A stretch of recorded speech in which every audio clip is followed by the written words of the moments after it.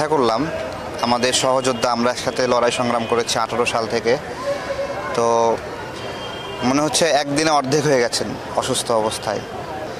আমাদের একটা প্রশ্ন হলো, গতকালকে এই ঘটনা ঘটার সময়ে বাংলাদেশে একটা পুলিশ কন্ট্রোল রুম আছে, স্বরাষ্ট্র মন্ত্রণালয়ের একটা নিয়ন্ত্রণ সেল আছে।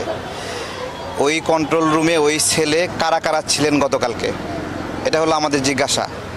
এবং তারা এই হামলার নির্দেশনা দিয়েছেন কিনা, এবং ওখানে প্রতিনিধি কারা কারা ছিলেন।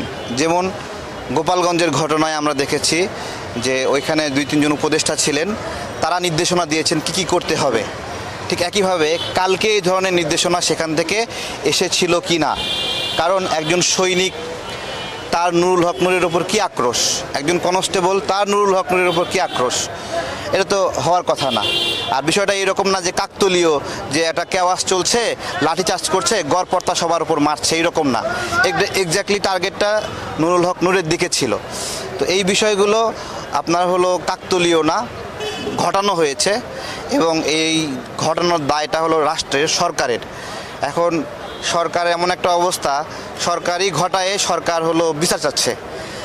তো এটা হলো আমরা দেখছি, আমরা জানলাম বিষয়টা। আরেকটা বিষয় এটাও দেখলাম যে গণ অভ্যুত্থান হয়ে গেছে, কিন্তু আইন শৃঙ্খলা রক্ষাকারী বাহিনী গণ অভ্যুত্থানের শক্তির উপর একটা আক্রোশ দেখা যাচ্ছে, ক্ষোভ দেখা যাচ্ছে।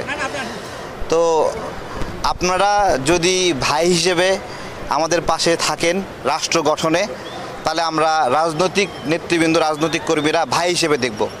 আর যদি মনে করেন আমাদেরকে প্রতিপক্ষ, তাহলে একটা জিনিস মাথায় রাখবেন যে আপনাদের চাবি কিন্তু আমাদের হাতে। হ্যাঁ, আমাদের হাতে, যে আমরা কীভাবে পুলিশ সংস্কার করব, আইন শৃঙ্খলা রক্ষা বাহিনী সংস্কার করব। সো এমন কিছু কঠিন আমাদেরকে করতে বাধ্য করেন না যেটা সম্পর্কটা খারাপ হয়।